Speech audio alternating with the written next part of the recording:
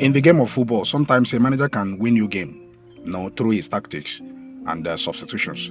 Sometimes a player can single-handedly win you game. And in that yesterday's game versus PSG, Tottenham versus PSG, it was the manager that lost that game. Tottenham players understood the assignment.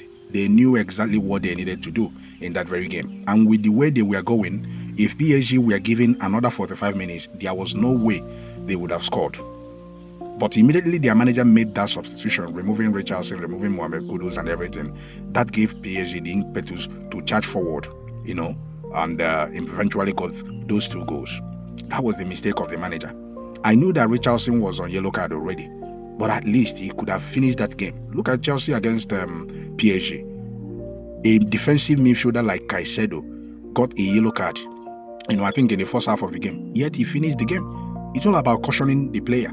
They needed these players because these players were fighters. Like Richarlison was fighting, and the PSG, they were kind of restless yesterday, having him in the attack. Then the same thing with Kudus. Kudus was very, very active yesterday. And all of a sudden, the manager made the substitution, bringing in Solanke and the rest of them, and the attack died.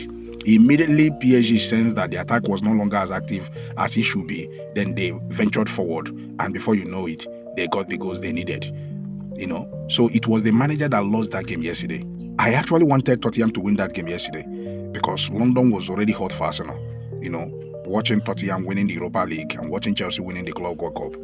Then if Tottenham had won this very trophy, Arsenal would have been completely blown out of London. In fact, we would have, sent them the final rest in peace so that they no longer say anything in London. But look at it now, at the end of the day, because Arsenal fans were busy, they were praying. They didn't want Tottenham to win the trophy. They were praying all through. Tottenham must not win this, so they have won Europa League already. If they won this one, then it's over for us. So their prayer at the end of the day, immediately the PSG got the second goal. All the Arsenal fans at the viewing center where we were watching the game, they celebrated it as if it was Arsenal playing.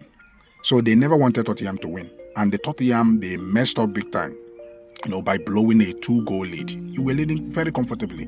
And all of a sudden, you messed up the whole thing, So at the end of the day, kudos to them for standing up to PSG. In fact, everybody is now looking at Chelsea, the way Chelsea played against PSG.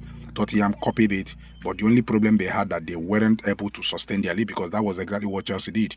When you score the goals, you have to sustain your lead.